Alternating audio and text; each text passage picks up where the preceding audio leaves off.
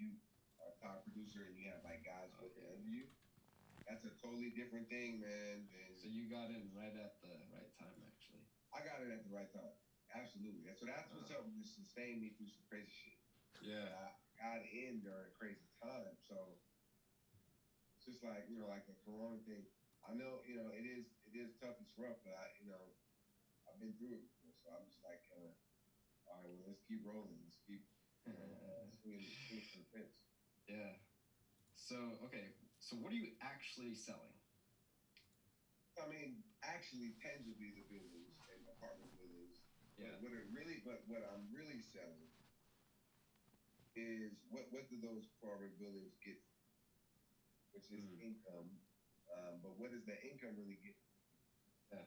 So, which is a form of freedom at the end of the day, especially when you get income from a building, Yeah. and it's the perceived value of, hey, my assets are generating this cash flow for me.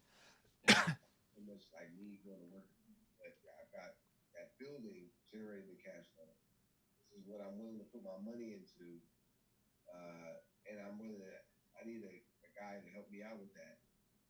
And typically, it's based on, yeah, I made a relationship connection with him. Rarely is it because, oh, you're the smartest guy out here. We're just rocking with him. It's rarely. So you're saying they're not. Wait. So let me get this right. They're not saying, oh, you're the smartest dude, and that's why we're gonna. They're saying, dude, I like the way you think, or I like the way you talk, or like Yeah, I feel like I can trust you, or something like that. yeah. People Okay. feel like they can trust me.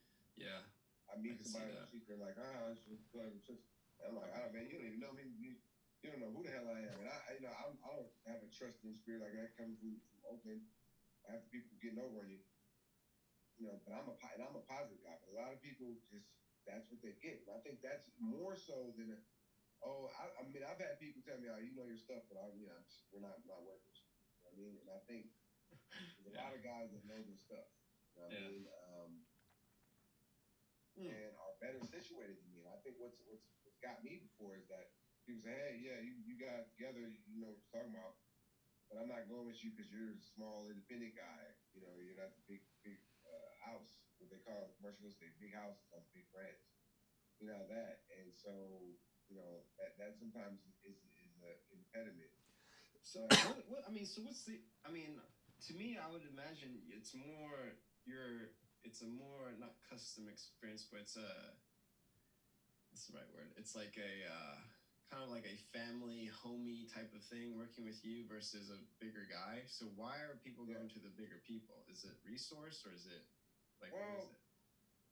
I think at the end of the day, it's what people are conditioned to do, man. I mean, people are conditioned to go work with some brand name that they've heard before. Even though in commercial, a lot of these guys, they're selling them properties over the price. They're not giving real guidance. But they have the brand name and people know it and respect it. What is the brand name? There's like a Marcus and Millichap, Oh, okay, yeah. CBRE, um, Crispin Wakefield, Okay. uh, And they're Curtis afraid Ness. basically that it's not like they like them, it's like, well, I know if I work with these guys are too big to be scammy. Right. And they're like, well, you know what? These guys, they have 20,000, 30,000 in their database. My property goes and gets emailed like that. Because a lot of those guys do not put their listings on the market unless it's been sitting for a while and then they throw it on the market. Because they want to market it and they want to get buyers. Makes sense. But they don't put it on the market. You know what I mean? It just goes out to their database. Yeah. You know what I mean? And So it's like a false hope in a way because it's like, well, it's like look at this stash I have over here, right? But the stash doesn't matter because actually there's a place where you could have way more people look at it anyway. yeah, What right, you're saying, right? right, Okay. absolutely. Um, so okay, so what? How are you like pricing what you do? Like, what are the mechanics of that? Well, I mean, that's another great question. And I've been, me and the rest of the industry have been increasingly fighting against commission reductions. And Yeah. I took one, a big one, and it's a commission reduction. It's 2% versus at the minimum 2.5, 3% was what we want on our side. If Yeah. you double in the deal, you want to try to get 6%, at least 5%. So a lot of the 6% have gone away. It's 5%. So we get a listing. Like tomorrow, I'm going to a presentation at 11 o'clock. I get the listing. It's $2 million. Mm-hmm. Um, I'm gonna fight for 5%, and then Yeah. I take the 5%. I split it down the middle with whoever brings the buyer. Yeah. Right? So, Yeah. but I gotta fight for that 5. I gotta go in there and fight for that. They're gonna want to say, hey, well, we're gonna give 3% or 4%.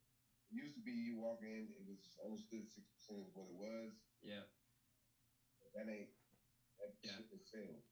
You gotta Yeah. negotiate every. So, okay. And So that becomes challenging, by the way, because you yeah. try to figure out some people you may negotiate with. Some people like, nah, I'm not.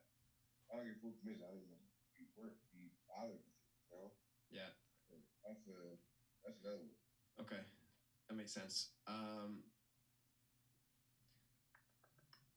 So we talked a little bit about your ideal customer before, right? So the ideal person has already done their first property, right?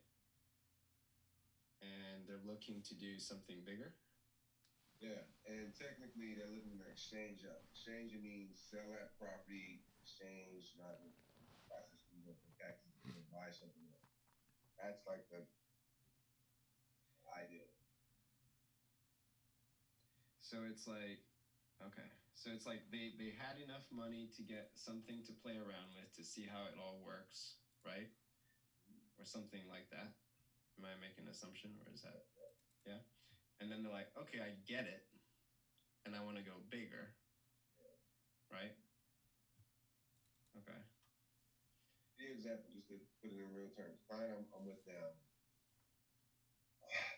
She sold the 6 unit building. I sold the 6 unit building 2 years ago. With that money, she bought 17 unit building, Oakland. So from 6 units to 7 units. 17, sorry. Yeah. I was selling the 17 unit. Now she's gonna go out of Oakland. She's gonna go into a cheaper area. And we're looking at right now, we're looking at a 40. Let's just say that goes through. Yeah. She goes from 6, 17, and then to 40. She goes from making like 20 grand a year for now. This one, she should have been making more, but she's only making about 24 to 30 grand a year. And if we execute this right, when we execute right, she'll go from 24 to 30 grand a year to about 60 to 80 grand a year. That's like, you know, is that something everyone does? Yeah, I mean, pretty. That's normal protocol. Yep, it's a pretty standard way because, and what happens is you sell that property, as long as you follow the rules, you buy the property in a certain period of time. Let's say you sold and you made $1 million. In California, you would pay on that about $350 to $400 grand. If you just, hey, let me take my $1 million and ride off into the sunset. I pay the feds, and then you got to pay the state and aggregate 35-40%. So, or you sell and you do an exchange. The money doesn't go to you; it goes to an account, and then you take 100% of your million, all your million, and buy something else. Yeah. And you can keep doing it. But if you get to the point where you want to sell it, go to Vegas or whatever, at that point you pay your taxes, which is why this is a common process. Right. They don't want to pay the tax on. Nobody wants to pay 35 or 40. When you can take that money and go buy like a bigger property that throws off even more income without paying taxes. That makes sense. Okay. So what's the big promise here? Like what are we actually promising to your clients? You know what I mean?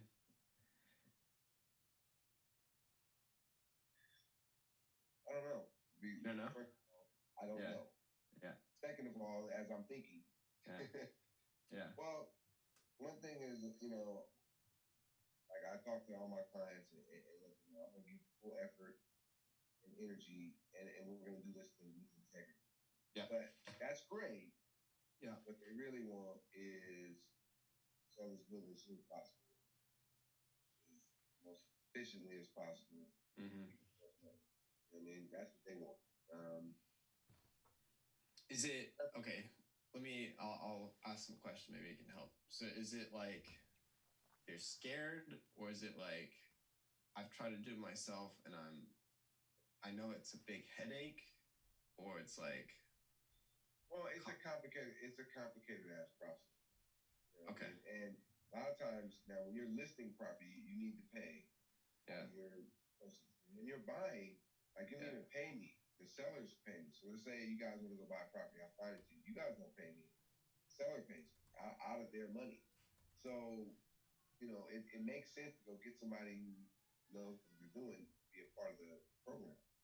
But you know, in doing that, then there's a whole variety of like issues. So I have a question. Yeah. I'm sure you explain the steps of what this takes at a high level, right? So it's like, okay, we have this phase and then this phase and then this phase and then this phase, right? So what I'm trying to figure out is like, what are the tiny granular steps and are there a shitload of them? Yeah, there is kind of. And it's an imperfect process because again, Okay. it's like selling, and when you do an exchange, you're selling and buying. You're doing both things that are, pretty intense. When you sell, you got to go through a whole process of doing that, and we got to do it a certain way and to get you the best money. And you got to give me a bunch of information. That's time, effort, and energy. So there's a bunch of those types of steps, and then there's a bunch of disclosures. While a lot of people like using brokers is there's an element of protection, if you will, by working with somebody who knows what they're doing. When you don't know what needs to be signed off on, or you don't know what needs to be. So that's really good. This is really good. So what I'm hearing is even if you tried to do it perfectly, right?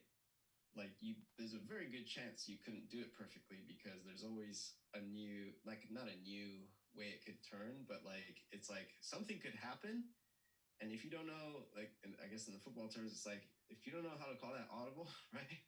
It's like, dude, they're zero blitzing the whole freaking time, and it's like, yeah, and if you don't know how to.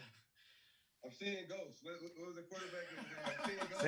Sam Darnold. I'm Sam Darnold from my USC Trojans, man. Talking about I'm seeing ghosts. Yeah. At least he was honest, though. Yeah. Yeah, you're going to be seeing ghosts out there, man. And, yeah. Yeah. Okay. This is good. So, I mean, just play with me here. It's like. Yeah. Hey, real quick. In a minute, I'm going to have to put y'all on mute and do the summit and then come back. Yeah. All good. So play with me here. It's like if we wanted to, and I'm not saying like this is actually what it is, but if we wanted to, could we make it look like it's like at least 40 granular steps? Yeah. Okay. Yeah. Okay. Because like I could take. Okay. Yeah. Okay. Yes, you can. Yeah. Because within each step of the process, there's like 10 other steps that are part of that. Perfect. Perfect. You know what I'm saying? Like, yeah. I'm trying to think of like an example. But the bottom line is that you can break it down with a shitload of little bitty things, which is why this shit is so complicated. Because it's not like if I want to go to the stock market, like for instance, I got Robinhood app, right? I'm gonna Do go too. buy, Love it. Right. I never bought stocks until I got this little thing, right? Same here, man. Same here. I got cannabis. I got some, shit. But I can go on here right now and say, boom, let me, boom, boom, and I got my stocks. I might have $2 million in the bank. So I'm ready to go buy some real estate. It's going to be a long ass from even if I found the property tomorrow that I wanted. I got to make an offer. I got to get a contract. We got to do all these different little ass steps. When the whole step was find property, buy property, close on property. That's 3 steps. Within those 3 steps, there's like 33 steps. Okay. So the quick and dirty answer is yes, you can. But you can also take 40 steps and make them 4 steps. I know about that. So okay, so So what are your clients kind of facing in their personal lives? So it's like, I know last time I heard, you know, you maybe had like a software guy with extra income, needs to put it somewhere. Yeah, man. So Or I is mean, it, what is that like? give you an example of kind of what I got right now. Yeah. Because I'm working right now. So my biggest one is my 17 unit I'm exchange. So that's a couple. Yeah. They own right now 10 properties total. Yeah. The husband's retired from the job. The wife is 1 year away from retirement. She works for the county. She works for the tax person. She works for the county property tax assessment. So she's got 1 year left to retirement. Her whole thing is these properties, setting these properties up. Yeah. That's one. Yeah. The next one is entrepreneur is actually one of my best friends. He's buying a commercial. It's like a house slash dog kennel. He's going to use it for a dog kennel. It was like a house slash agricultural property. He's purchasing the property for business use for his business. So he's going to say, I'm going to buy this $700,000 house with 4 acres on it. I'm going to put 20, people want to go to Vegas for a weekend, they drop their dog off him for the weekend. Somebody wants to go to, they travel, so whatever, they drop their dog off with him, pay him a bunch of money. So he's using that property, like for business purposes. Then there's another property I'm in contract on, and I'm actually going to be part of this deal. Brian, he owns a construction company. He owns 15 properties. He's buying a lot.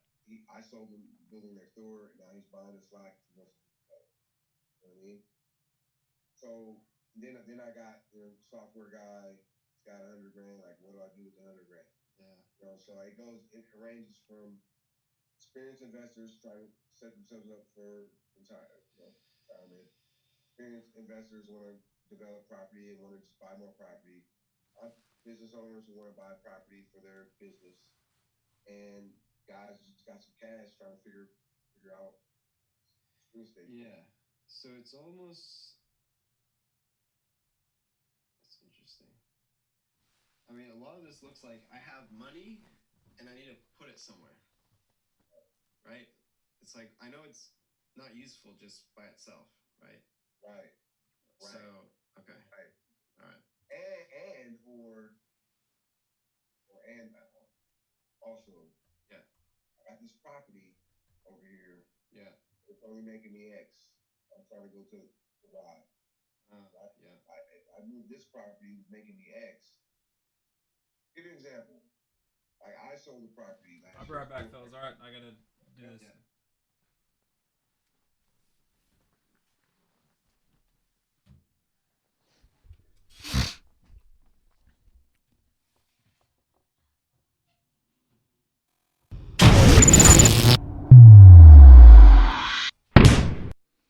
What's going on, coaches? How are y'all doing this beautiful, beautiful Thursday afternoon / evening? I hope you're doing all right. I hope you're safe. Everything's going all right. I hope if you were at football, you were doing great things at football and you're having fun being with your kids and getting better.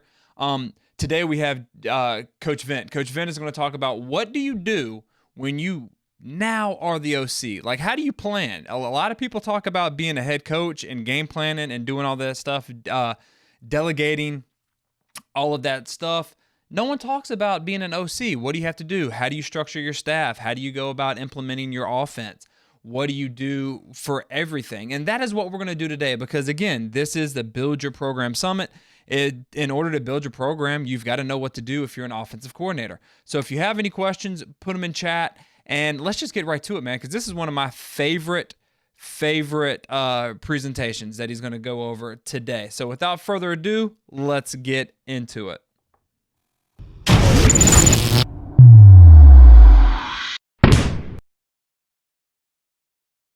My name is James Vint, and I'm the offensive coordinator at Estacado High School in Lubbock, Texas. And today we're going to be talking about, so you're an OC, now what?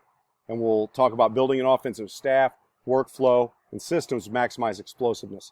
I've done this as a webinar. I've done this as a Zoom session, done this as a clinic talk, and had a lot of coaches ask me about this. And I thought when Coach Mackey talked to me about this summit that this would be the perfect time to share this with you. Whether you're a new offensive coordinator, a veteran offensive coordinator, or someone who aspires to be an offensive coordinator, I think there will be a lot of information that you can take out of this.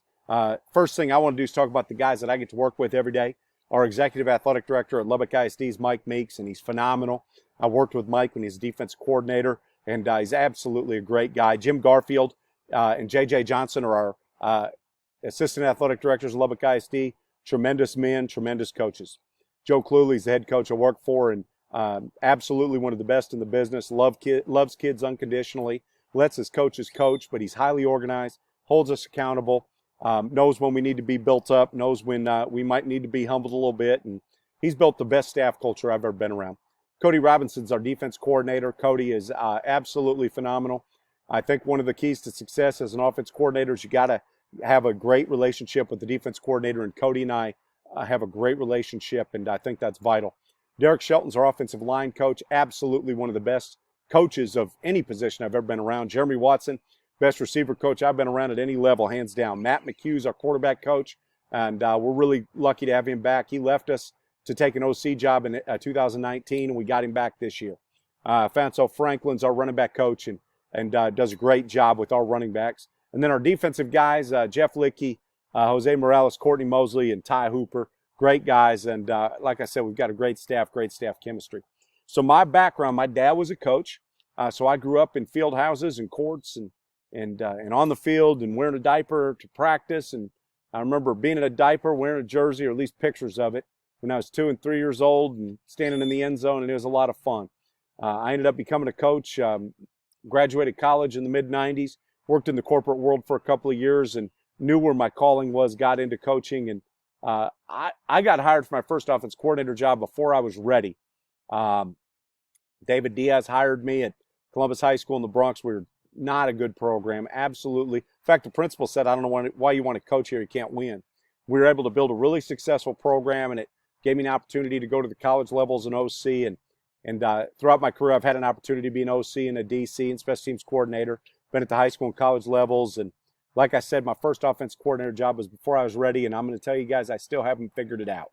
A little bit about our program at Estacado. We just completed our 4th year, went 8-4 our first year. We've now gone 12-1 this year, had the best 4-year run in school history. We averaged 9.1 yards per rushing attempt this season, 10.2 yards per pass attempt, and we're trying to get better. We're trying to grow those numbers. We're trying to find a way to do things better than we've ever done them before. I think that's something that you've got to understand is you're always growing. Some first thought, the agenda we're going to go through, I'm going to take you through some just thoughts on being an OC, and then we'll talk about the 4 keys to winning on offense, some philosophy stuff, building a staff, off-season processes, some in-season preparation and how we game plan, how we do that systematically, our game day processes, and then how we evaluate games. Some first thoughts. Number 1, shed your ego. Be confident but never arrogant. Understand it's bigger than calling plays. I'll talk a lot about that today. You have to own the offense. When you become the coordinator, you're responsible for every success and failure that offense has. Ultimately, it falls on you. Own the failures. They belong to you. Give successes to your coaches and players. Don't blame coaches and players when there's failures. You have to hold that on your shoulders. Make sure you're coaching coaches. There are always things you can do to help your coaches to grow, and we've got to do that. Be yourself. Be true to who you are. Don't try to be someone else. A lot of times when we're young coaches, we try to emulate the guys that coached us or that we look up to. That doesn't work. You got to find your identity, who you are. I'm going to go back to it's bigger than calling plays, and what are we talking about there? 4 things. Number 1, organization. You've got to be highly organized. You've got to be detail-oriented. Number 2, you've got to empower people. You've got to be able to empower your offensive staff, your players. You've got to be able to bring them together. You've got to be able to build a belief. They've got to believe in you. They've got to believe in each other. They've got to believe in the system. And then you've got to have great communication. I think that's where it all starts, is your communication. We're a we, us, and ours program, and those are terms you have to use. Don't use I, me, and my. Well, I did this, I did that. This is my guy, my system, no, it's we, us, and ours. Get the fast guys the ball. I think this is important. And then think players, not plays. And Rich Rod was talking in a webinar that FAU put on, and it was phenomenal. And he said, that's only half right. You've also got to think players, not plays, but call the plays for those players to be their best. Don't just call a play because this guy gets the ball. What's the best play for that guy in the situation? Here's some things that screw it up. Talked about ego. Don't let your ego get in the way. Once you think you're bigger than what's going on, you're going to fail. Number 2, you think you got it figured out. Matt, we never have it figured out. The day you have it figured out, you need to retire. The day I have it figured out, I'm going to quit coaching. I'm going to take my fishing rod. I'm going to go sit down at the dock, and I'm going to catch some bass. Next, you don't hire good people. You've got to find the right people for the situation you're in. Don't just hire your buddies. Seen that be a downfall. Hire the best people you can find that'll be a great fit, and loyalty is important. You want people that'll be loyal to you, loyal to the kids, loyal to the program, loyal to each other. I think that's really important. Another thing that screws it up is you don't listen to your people. Man, if you hire good people, you got to listen to them. Doesn't mean you're going to implement every idea, but you got to listen to your people. Don't blame others. I talked a little about this. You have to take responsibility for the failures. Don't blame other people when things don't go well. That's not you got to hold guys accountable, but don't blame them. Don't think that because you can draw something on a board that you're going to be a great OC. Man, I feel like, and I know as a young coach, I could get on the board and draw, and the problem is it's going to take a lot more than that to execute. It's not what you can draw, it's what your guys can execute. When they're dog tired, when they're getting beat on, when their girlfriend broke up with them that day, their mom lost their job. There's other things going on besides football in their life. Just because you can draw on the board doesn't mean that they can execute it. So it's bigger than drawing on a board. And then if you don't let your dudes get touches, it's going to screw things up.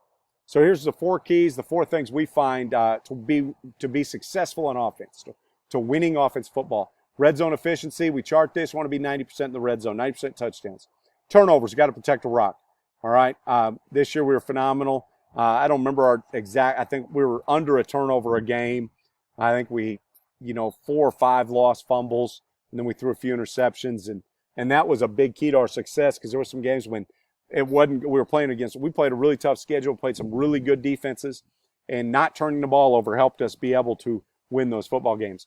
Third down, very important. Our goal is to be 50% on third down.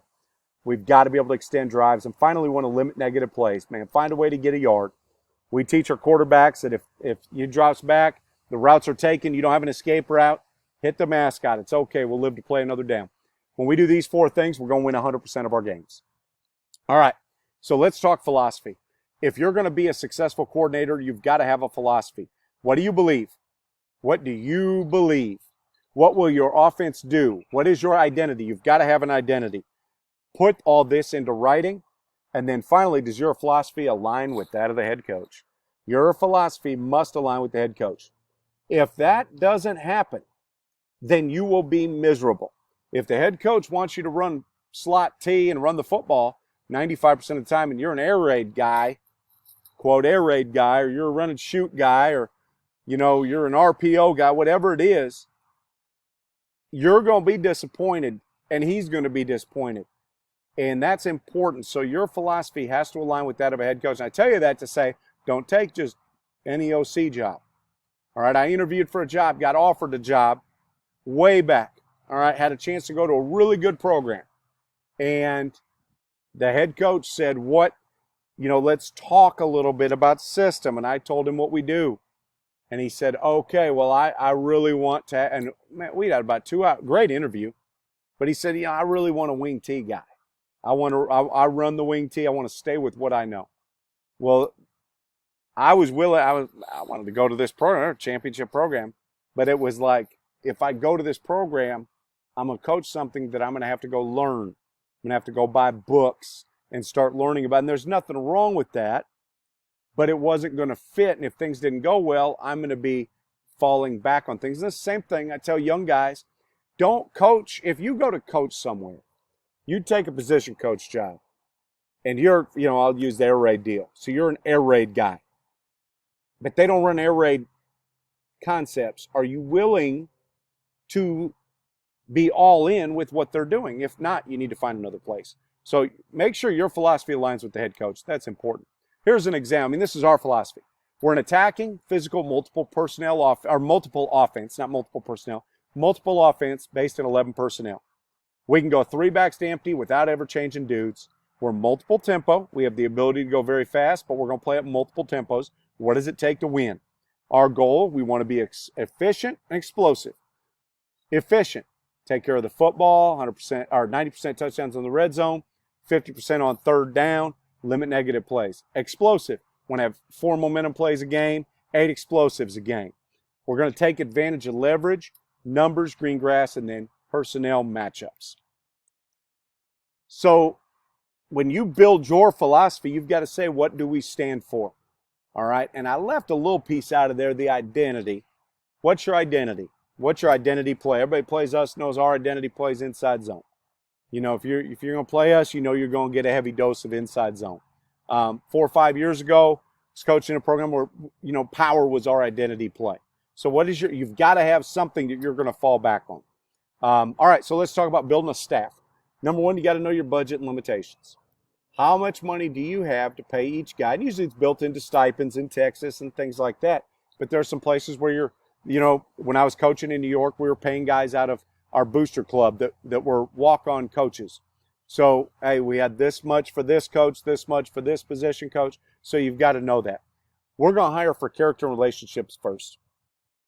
Obviously, you'd like to have guys that know football, but I want guys that love kids, are really good teachers, are of high character, and can fit in and build relationships, be kid magnets. That's important for our program. We can teach them the football aspect. We can teach them our system. We can teach them what we do. But it's hard to teach your coach's character. It's hard to take a guy that's juiceless and give him juice. You know, so there's a certain type of coach that we need in our program. Not everybody can fit that mold, so that's what we're looking for. Find guys that fit your program. Hire a great offensive line coach. This is paramount. Get a great O-line guy. If you're an O-line guy, then get yourself a great quarterback coach, pass game guy. When you interview, don't be as concerned with what they know. You want guys who are great relationship builders and great teachers. That we want guys that can teach really well. Most coaches are great in the classroom. If you hire guys that are not great in the classroom, there's probably going to be something off within their coaching. And it doesn't mean they necessarily love, you know, their world history class. A lot of guys teach because it's part of coaching, but they can be really good in the classroom. We want guys that care about that, because if they care about being great in the classroom, they're probably going to care about being great on the field. And then we want to hire guys with ambition. We want to hire guys that want to move up in the profession. You know, I want guys that want to be coordinators. I want guys that want to eventually be head coaches. So they're learning and growing. And my goal is to help them all move on to be coordinators. That's my goal. Every one of them. Let's replace them all. Find a new group of guys that'll fit our staff. So we're trying to constantly hire guys that want to grow and then give them the tools they need to grow. Let's talk about empowerment and development. Once you hire your guys, promote them. Get on Twitter. Get on Facebook. Get out in the community. Talk very positively about the guys you work with every day. And then give them opportunities to take ownership. We have and I'll talk a little about our game planning system, how we game and practice plan, but our coaches are very involved in that. We try to put guys in front of the team. I'm trying to do this even more. I want to put our coaches in front of the team, the offensive unit, not just me. We're going to make sure every coach has a chance to get in front of the team, to help them to grow. I want them all, and all of our guys, I think every coach that we have right now could go off and be a coordinator. All right, but we want to help them to be the best coordinator they can be, so to continue to grow, and then you got to listen to them to empower them. You know, this is an interesting quote. CFO asks the CEO, what happens if we invest in developing our people and they leave us? And the CEO says, what happens if we don't and then they stay? All right, we want to train our guys well enough so they can leave, but treat them well enough they don't want to. I think that's important. Richard Branson said that. And I think that's important. We want our guys to have a great experience, want them to grow, be the best they can be. I want them to challenge me every day. You know, we really work in collaboration. So let's talk a little about communication. I think as a coordinator, you've got to be clear and concise in everything you do. Here's an example. Every coach in our program, when I first came in OC, we're out on the field and the coach says, hey, can I have a pen? Why don't you have one? You're a coach. Another guy doesn't blow his whistle. Why don't you have a whistle? Well, I never bring a whistle out. Well, you do here. But I hadn't communicated that. It's hard to get mad at him for something I hadn't communicated. I had to make sure I was clear and concise in communication. Everybody has to have a pen. Everybody has to have a whistle on the field. Everyone's in our gear. All right? Our quarterback coach, his first day came out and had Papacita's hat on. That's a Mexican restaurant down in Texas, and it was fun. But everybody has a pen and a whistle on the field. Everyone's in our gear, and also the practice plan. And you've got to set those expectations.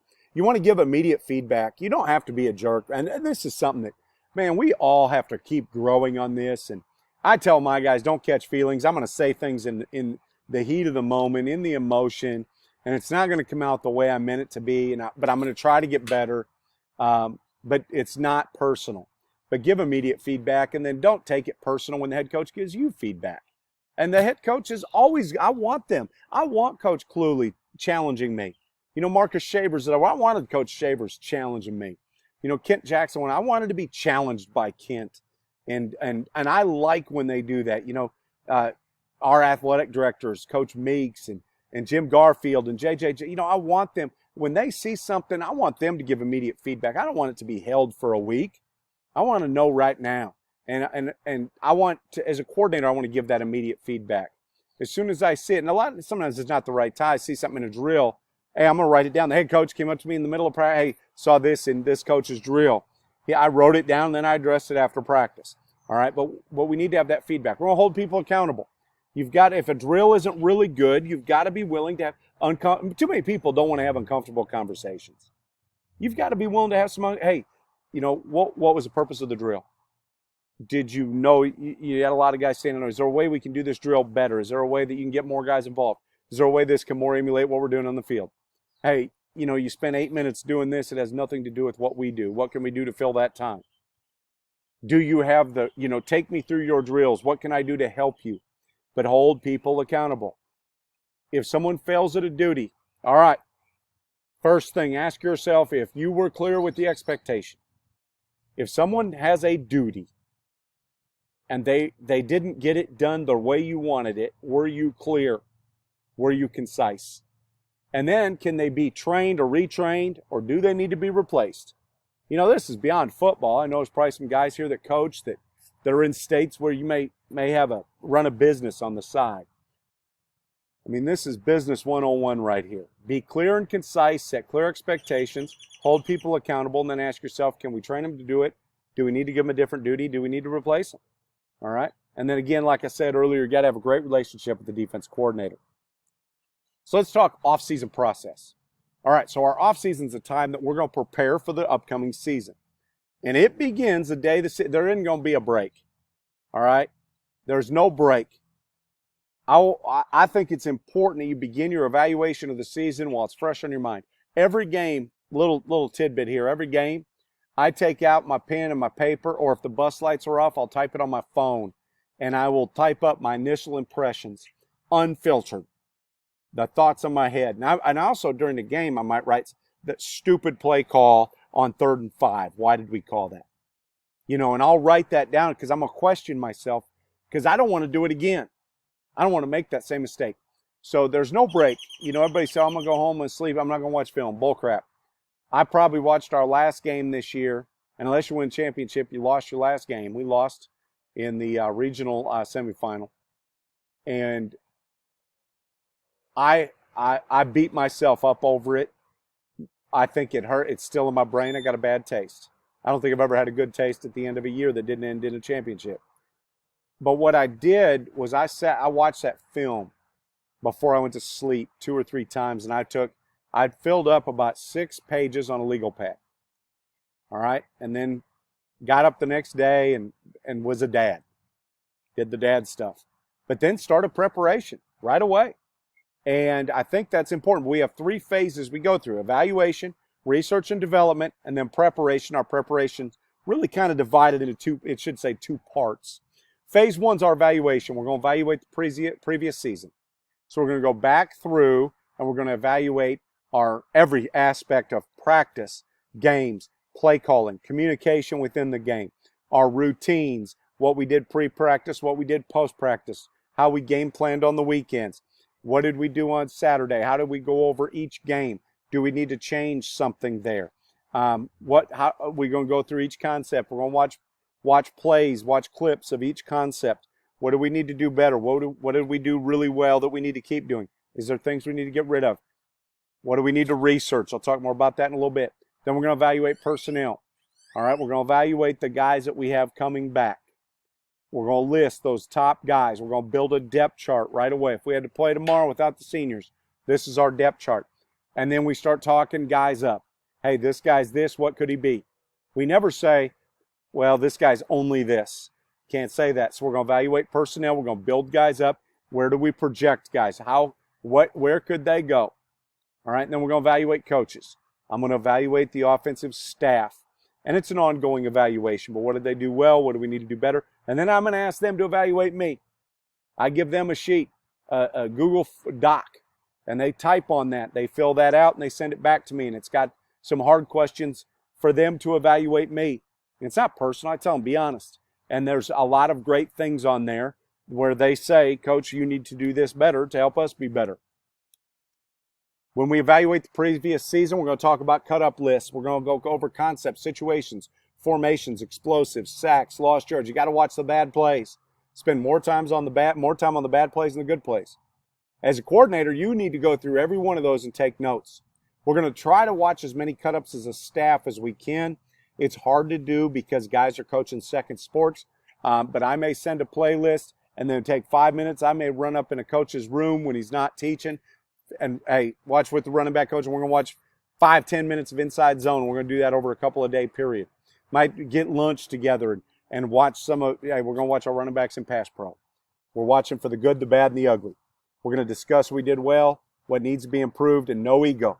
It's not personal. We're watching on Saturday. It's not personal. Take ownership. Your guy don't justify mediocrity. Your guy stepped with the wrong foot. Let's get it fixed. If I called a stupid play call, I'm going to say, hey, that was a bad play. I don't know what I was thinking right there. All right, and then we're going to talk about why some concept worked and why some maybe didn't. When we evaluate personnel, we're going to make a list of, like I said, those returners and build a depth chart. We're going to list strengths and weaknesses of each guy. Then we're going to have player meetings, and we're going to sit down with each player. Where do we see them? Where do they see themselves? We're going to try to get those lined up. Each position coach are going to talk about who they're counting on. We meet and do this right after the season. Who needs to step up? Who are guys that are returning that we think could be, just the top of the deal? And when we build those depth charts, we're going to look, what does it look like? And it's scary sometimes. Then we start looking down the pipeline and say, what do we got? Evaluating the coaches, I'm going to look at their strengths and weaknesses and what do they need to improve? Where do they see themselves? I want to know what their career goals are and then where they see themselves, in the spur. They're going to be looking for jobs, things like that. What are their goals? How can I help you get there? What do they think we can do better? What can they do better? What can we do better? What can I do better as a coordinator? It's really important that you do that. Then we get into phase 2. So we're going to build a research and development plan. So we go back through our evaluation process and say, what do we need to improve? Coaches, what do you need to improve? Well, let's find a way to improve that area.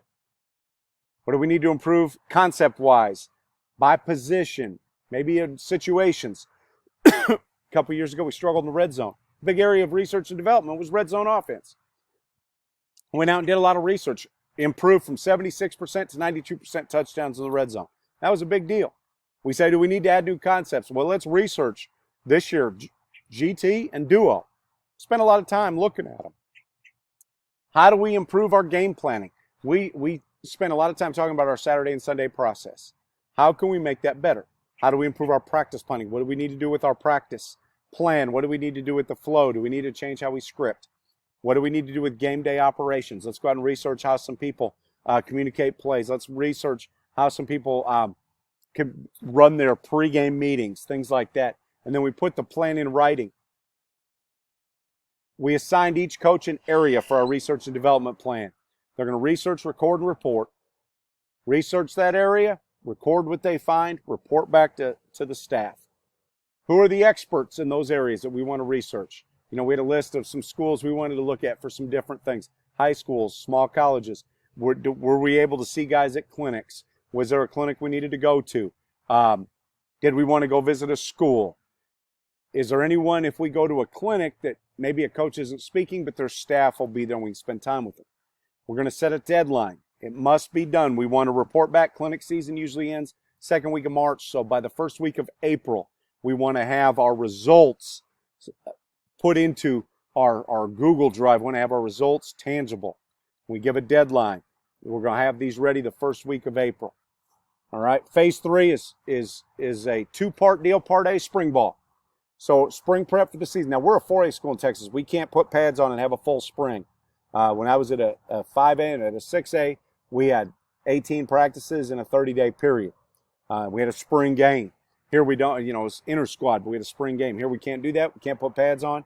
So we have our athletic period. We have 45 minutes. So we're going to do work during our athletic period to get better at football. So we're going to build and install. So what do we need to put in the spring? We're going to start with our identity concept. What is our base? That's what we put in first. And then we look at spring. We tell our kids this. Spring is a laboratory. We're working on things we may want to run in the fall. So we may work on, hey, is there a concept? We want to look at GT. Let's spend some time on GT. Let's run. We're not an air raid team, but we want to put mesh and Y cross. Well, let's spend some time putting in mesh and Y cross, and let's see if we like them. We're going to look at personnel. Do we need to see this kid at 2 different positions? Hey, what if this kid goes down? Who's our backup quarterback? Who's our third running back? So we're gonna look at guys in some different spots. What did we struggle with last season? We're gonna go back and say, maybe we needed to fix ball security. Which, these are some things that we had written down. Number one was we had ball security, so that was going to be an emphasis. We weren't going to coach it the same way. See, bad ball security is either being coached or allowed. We were allowing it, so we said we're not going to allow it anymore. It's going to be an emphasis this spring. We told the players, anytime that we're not using our proper ball security, chin the ball, wrist above the elbow, elbow tight to the body. Anytime that we're not doing that, we're going to blow a whistle. We're going to all do push-ups. So after about 2 days of doing push-ups, they kind of got tired of it, and our ball security improved greatly. But we had to, as coaches, we had to be willing to hold them accountable. Outside zone had to get better. So that was kind of a point of emphasis with our running backs and our offensive line. We researched some different ways to drill it. We worked through those drills. We got better at outside zone. We talked about attacking a reduced front. We're going to see more reduced fronts, more 4 eyes. So we spent some time in the spring going over 4 eyes. Quick game concepts. We had to get better with our quick game concepts. We had to be better at catching and throwing. We relied on landmark concepts a lot in 17 and 18. Well, this year we spent a lot more time in the offseason working our quick game stuff to get ready for 2019. Spring ball lets us evaluate personnel. We're going to evaluate our depth charts every day. Who's moving up? Who's moving down? We're going to post them at least once a week. What do we need to, or who do we need to borrow from the defense? What players can we take? How can we get that into practice plans? How can we work with the defense coordinator to say, okay, I need this kid these 3 periods? All right. There's always going to be some unexpected, good and bad. So we talk about keeping our eyes open. If we see some unexpected that's bad, let's get that addressed. If we see some unexpected that's good, let's make sure we catch it. And to give an example of that, so special teams are working. We had a kid that he was a backup corner. We didn't really think he was going to be a great receiver. That's what he'd kind of always played. And we see him catch punt, and whoa, okay. He did some things with the ball in his hand. That was impressive. And then he catches a kickoff. Well, he actually dropped the kickoff because he couldn't catch very well. Picked it up, and it was impressive. Well, how do we get him the ball? Because he's special with the ball in his hand. We know he can't play receiver, but can we put him in the backfield? Are there some things we can use? So that was an unexpected. We didn't expect that. Wasn't the fastest kid. Didn't have great hands. Wasn't the biggest kid. He's just one of those kids that was not going to play a whole lot because we didn't know what he could do, and put the ball in his hand, and he's special. He's got a different gear than everybody else, but it just doesn't show up on the clock. And then we're going to have a plan every day. I don't care if it's a 3-period practice. We're going to have a plan. Or it's going to be written down. And then Phase 3, Part B is our summer scouting. So we create a list of opponents for the upcoming season. We're going to get film of them. We're going to try to get at least 2 games, 1 early, 1 late. I divide up the responsibility, so every coach is going to have a couple of games to do. And we have a Google form that we fill out. And they're going to go through, and we're going to fill in the base front coverage shell. We're going to go over personnel. And when we talk about coverage shell and then what coverage they run, because there's some people that are too high that play quarters, some people that play too high and they're always spinning to 3. So we're going to go through those things. Their favorite stunts and blitzes. The returning personnel is a big one.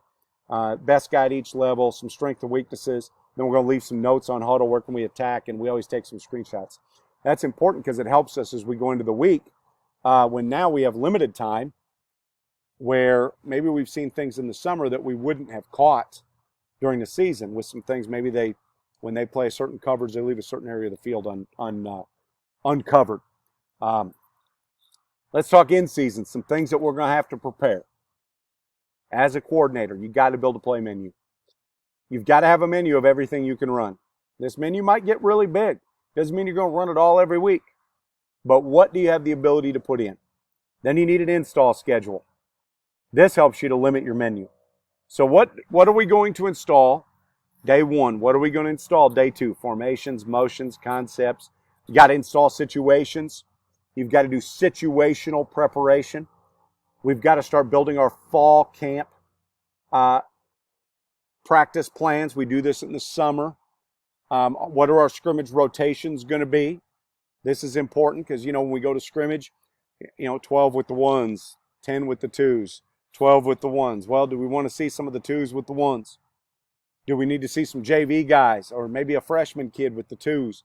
So we need to go over those. We're going to make sure we get all of the game night record sheets where we record information. We're going to get those ready and have them prepared before the season starts. I'm going to have call sheets ready to be typed for each week.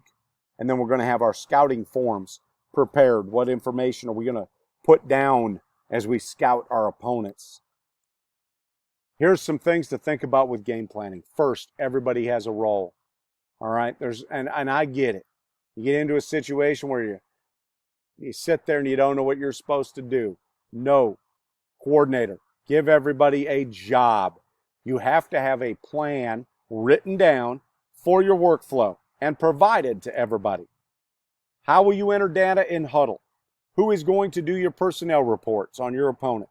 Who's going to do your bulletin board? Who draws up scout cards? You must have specific jobs for everybody. This is an example, all right? So our middle school coaches, they film our varsity games. They do our goal boards.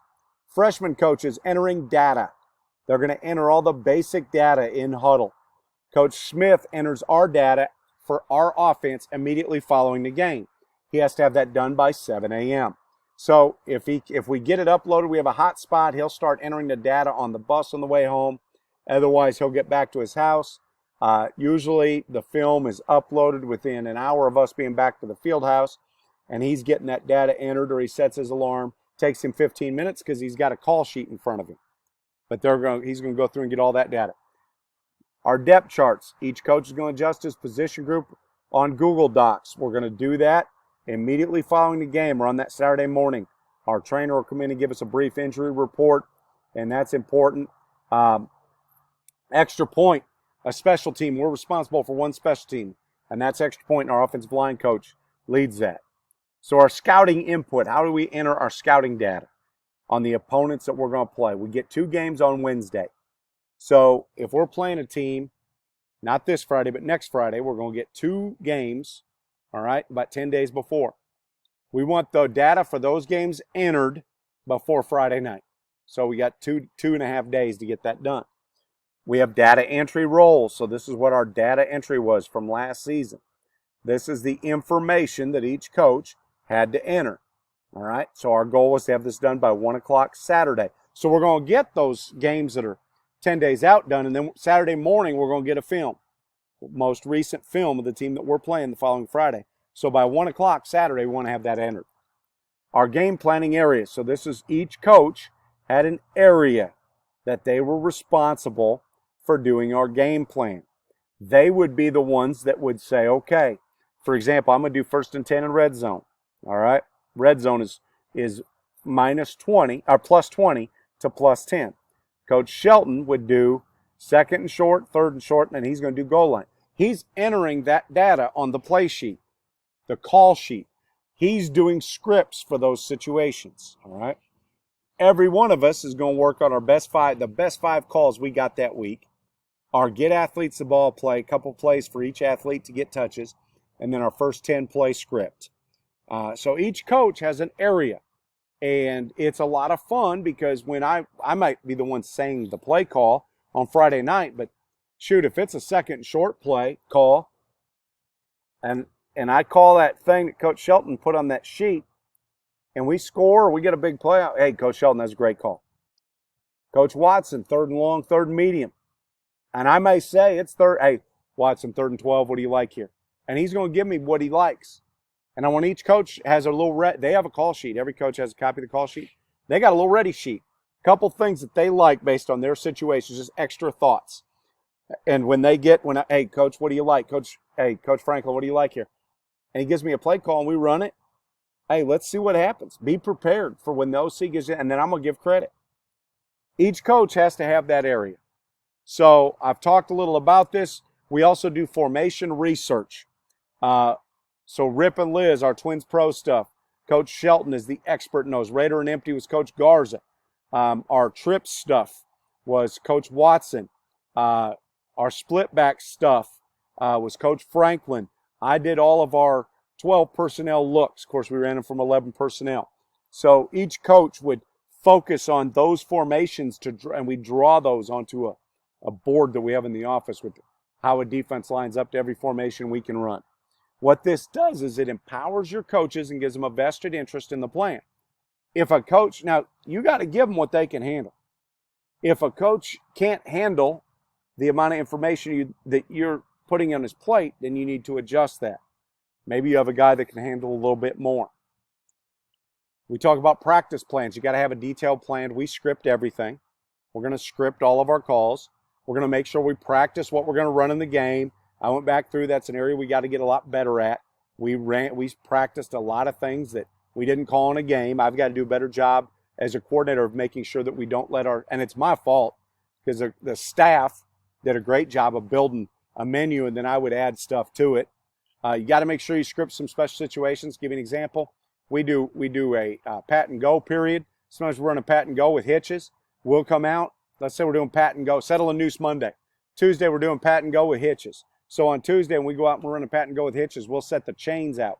We'll take a down marker and we'll just have that thing. We'll have a kid hold it and might be 6 yards downfield. So we're running our hitch to get to 7 yards. All right. So we're teaching a situation in there. We're doing inside run. Hey, on inside run today, it's all third and 1 to 3rd and 3, and we're going to run their fronts and their looks that we're going to get on 3rd and short and 2nd short. So we might have those chains out. So everybody starts to learn what those chains are. Hey, 7 on 7, everything now is going to be 2nd and long today. So all of our 7 on 7 stuff, we're working with chains. We're building that down awareness. You get what you emphasize.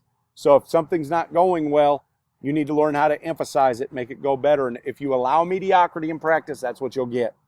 You can't have mediocre practices and expect elite results. This is what our practice plan looks like. This is a situation a couple of years ago where we were splitting our guys. We aren't a big enough, we 2-platoon, but we do need some guys to play on the other side. Well, in 2018, we had several guys start on both sides of the ball. So we would do basically 2 12-period practices with some special teams in between. So JV would be on offense, varsity's on defense, then we flip it. And this is a day where we didn't have a ton of Indy for everybody, especially with our JV, because we needed to get our JV team and things like that in. But this is what our practice plan would look like. And then our scripts, we're going to make sure that we script everything. And you can see we have some different calls here for the defense, what we wanted to see. And we're going to script what hash we're on. We're going to script tempo. So there's a lot of things that are happening here that are really, really important. This was from a few years ago when it was probably about 8 years ago. We were 21 personnel. Spent a lot of time in 21. So that was a 21 personnel day. But we've got everything scripted. All right, and then let's talk game day. First thing, check attendance. There is nothing worse than getting ready to get on the bus and all of a sudden you don't know your running back's there. So we have each position coach check his guys off, and then we have one coach, this year was Coach Garza, who was in charge of making sure every coach would report to him. And then what we do is we would make calls. Now our guys might be getting out of school, might be getting out at 12 o'clock for an away game. So they're coming down, and between 12 and say 12:30, they're coming in the locker room and getting their stuff ready. And then we eat our pregame meal. Between 12 and 12:30, coaches are checking depth charts. They're not sitting in the office. Once we know we have everybody, all right, We're going to talk to, you're going, hey, how you doing? Hey, great. You ready to play? Let's go. Once we have everybody, we might hop in the office, and then you need to know when you go meet and how we meet. So we meet as an offensive staff an hour before the kids come in. And we don't meet very long. It's about a 10 or 15-minute meeting. But that's some time we spend. And then before we go to the stadium or before we leave to go on the road, we have a little bit of time for offensive staff or offensive meeting where we get our offensive guys in. And then we have them go with their position coaches for a few minutes. You got to have arrival procedures. All right. One of the things that we spent a lot of time with this year offensively, we had some youth. So we spent a lot of time making sure our guys were focused. We wanted them relaxed. But once warm-ups were getting ready to start, it was all about getting them focused. We put our times, what time everybody goes out. It's on the board. We're constantly reminding guys, hey, first group 5 minutes. Hey, second group receivers, you guys are going out in 3 minutes. So we're constantly making sure we're there. And then we make sure you build in some time to talk to your whole unit and individual units. We talk about in-game communication, and I have a Coach Tube class that I put together because I thought it was important, and I can't believe how many coaches have said it's been life-changing, but check that out. But it's all about communication. I think you've got to have a plan or you will have useless noise on the headsets, and a lot of us have probably been through that. Well, everybody has a role in communication. What we say is, who are you watching? What are you watching? What are you saying? Who do you watch? What do you watch? And what are you saying? How do you communicate between plays? How do you communicate between series? What's your process during a timeout? And what's your halftime process? And I'm going to tell you, it took a long time before we put this in writing. And you got to practice it. But you've got to have a system of in-game communication between your coaches, and then from coach to player, and then player communication. So, we have a responsibility chart, and this is what everybody's going to be going through. So we have our in-game responsibilities. We have our who's charting, what we're charting, what's our headset procedure, how do we communicate between series. We have timeout communication. Again, I go through all that in our Coach Tube course. Be worth checking out. But this gives you a great overview of it. You've got to have a plan in place. All right, and here is that shameless plug for this communication course. I don't know exactly what the cost is right now. I've played with it here and there and jumping it around, but that gives you an idea of it. When we talk about evaluating games, the final kind of step we're going to talk about here, we're going to watch the game as a staff on Saturday mornings. First thing we do, we're going to write down things that we want covered in meetings. We create a hustle playlist, so it might be a couple of really good hustle plays, and a loaf playlist. That's something new we're doing this year, is that loaf playlist. So we're going to make a list of all the plays that were loafs, and the head coach is going to go through those. Then we're going to assign a guy or guys to do stats. I did stats this year. Usually had them done first thing when we got in. What I do is, if guys are coming in, if we're coming in after a home game, a lot of times it'll be 7:45. Away game might be 7:30 for home, 8 o'clock for away. But we don't start until about 8:20. That gives guys time to come in and get their own personal stuff done. I can get stats done. You might assign a guy to do stats. How do you get them to the media? How do you get it into max preps? All that. All right. Then we watch it as a staff. So I got a couple things added here at the bottom. Shed the ego. You can't have an ego when you watch it as a staff. Don't justify mediocrity. All right. That's vital. All right. And then our final thoughts here. Some final thoughts. You set the expectations. No one else does. So there's no excuses. There's no, pussyfooting around is the term I'll use. It's you either did it or you didn't. And don't set low expectations. I was a part of that. 1 year, we were really young. We didn't think we were going to be very good, and that was our mentality. And we weren't very good. We met our expectations. People are going to rise or fall to the level of expectations you set. I was talking to a very elite coach many years ago, and I said, how are you guys looking this year? He said, Coach, we always think we're going to be good. It's built into who we are. It's our culture. It doesn't matter who we lost or who's coming up. We always practice to be great, and I think that's important. We're going to set the level of expectations. We're going to set the level of success. You're not going to hear Nick Saban use the word championship a ton. What he's going to talk about is the process, and that's what we set expectations to be on time. We're going to give 100% effort. We are going to play through the whistle. We're going to step with the proper foot. We're going to make eye contact when a coach is speaking. We're going to give feedback as a player while we're being coached. We're going to control that. We're going to control how we transition between drills. These things are important. You know, we talk about we can't control the weather. We can't control our opponent, but we can control our effort, attitude, and enthusiasm every single day. You control that. You control the expectations as a coordinator. And sometimes you got to do a reset. Man, you may have screwed up as a coordinator. May not have got it going the right. Hey, guys, I'm going to apologize. We're going to reset this whole thing. We're going to restart it. That's okay to do. You got to reset. You're going to flip a switch. It's not going well. You better find something to do. Don't keep doing the same thing. Flip a switch. But no excuses. No excuses at all. Well, he can't do it. Then find something he can do. All right? You have control over all the processes you do.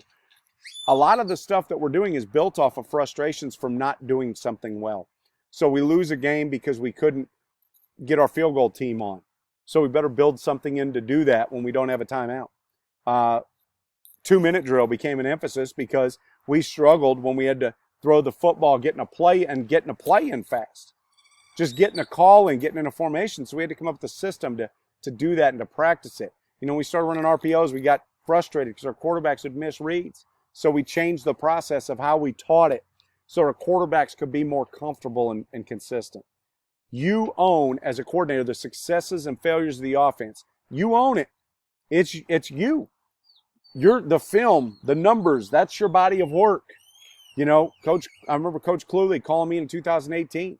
Man, we'd struggled a little bit on a couple things. He said, are we really, I mean, is this who we are? Is 38% on third down? Are we really going to be 54% in the red zone? That's what we were at that point. Coach, we're not that. Well, that's what we are right now. How are we going to fix it? How are we going to change it? Are we really going to commit 9 procedural penalties in a game? 9 free 5-yard penalties resulting in 45 yards for the defense. Are we really going to 9 times get behind the chains because of, is that who we are? No. So you've got to own that and fix it. You want to shed your ego, be confident, never arrogant. Believe in yourself. Believe in your coaches, believe in your kids, but never be arrogant. Never think that because of your existence, the offense is going to do something. It's not going to happen. All right? Everything we do is bigger than calling the plays. Remember, you're responsible for success and failure. Own the failures. Take responsibility. Give the successes. Make sure you're coaching coaches. Be true to yourself. All right? Be who you are. Make sure, though, when I say that your philosophy meets that of the program and the head coach. That is vital. You can't be an air raid guy in your heart and running a damn wishbone offense. It's not going to work. Or be a wishbone guy trying to run the air raid. All right? You probably need to find someone else to run that and maybe find a new place to coach. You got to be where you are all in. Because I'm going to tell you, and that's something as a coordinator you got to put into check. If you have a situation where you have a guy that he's not all in with what you're doing, you need to address that. Have that difficult conversation and get it fixed. Remember that being a coordinator is bigger than calling plays. What are the 2 things that everybody thinks they can do? Everybody in America thinks they can be the President of the United States and that they can call offense. Everybody thinks they can. All right? Because everybody can be a Twitter tough guy, talk politics. All right? And then every single guy can, on Madden, call a dang play. All right? So everybody thinks they can do that for real. What we do as a coordinator is bigger than calling plays. That's just the tip of the iceberg. All the stuff, think of that iceberg now, just the 10% of it sticks out. The 90% is underneath that nobody sees. All right, and that's what you've got to understand. And that's why I tell guys that are aspiring to be a coordinator, learn as much about this as you can and start building your processes now. Don't wait. If you are a freshman B team offensive coordinator, you need to, and you want to be a great OC, have yourself a little call sheet. Don't go out there now with some big thing you're going to get made fun of unless you're prepared for that. All right? You don't need to cover your mouth anyway. Nobody's lip reading a freshman game, even a varsity game. But go out with your get your Mike Leach little folded paper. All right? And go through and call the game with that. Have that in front of you. Hey, what am I going to do on third down? How am I going to get Johnny the ball? He's our best athlete. 7th grade B team, same thing. Have a call sheet. Have a plan. All right? We need to call these 4 plays. Hey, we're going to script these 5. Build a script. Whatever level you're at, if you're the coordinator for that level, then make sure you're prepared. When I was first year, I wasn't a coordinator. I was still building the call sheet as if I was. All right? I was still, hey, man, let me see what I see here. This is something I might look at. All right? I think that's important that you prepare yourself for that moment. All right? And finally, make sure that your guys, make sure that you build loyalty within your staff because you treat people right. They want honesty. They want you to build them up when they need to be built up. They want you to give immediate feedback and hold them accountable. And the pronouns you have to use, the coordinators, we, us, and ours. It's never I, me, and mine. I hope you guys got something out of this. Coach Mackey, thank you for asking me to be able to speak for this summit. And I hope that guys got something out of this. If there's ever anything I can do, our doors are always open. I'm on Twitter at Coach Vint. And again, I've got a couple courses on CoachTube that definitely be worth looking at. And our doors in Lubbock are always open at Estacado High School. Wish you guys the best as you prepare for 2020. And remember, be smart and be disciplined right now so that we can have what we really want in the fall, which is football. I know you want 7-on-7 now. You want to do some one-on-ones. But don't give up what you really want for what you want right now, because if we get a bunch of kids getting sick, we're not going to be able to have football in the fall. So make sure that you're cognizant of that. Thanks again, guys, and I wish you guys the best.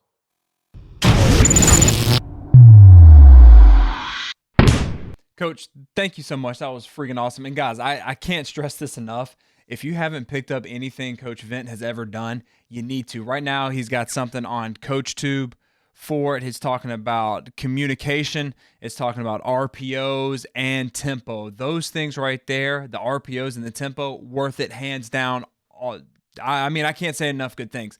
Also, the communication. I mean, this man, I have looked up to him.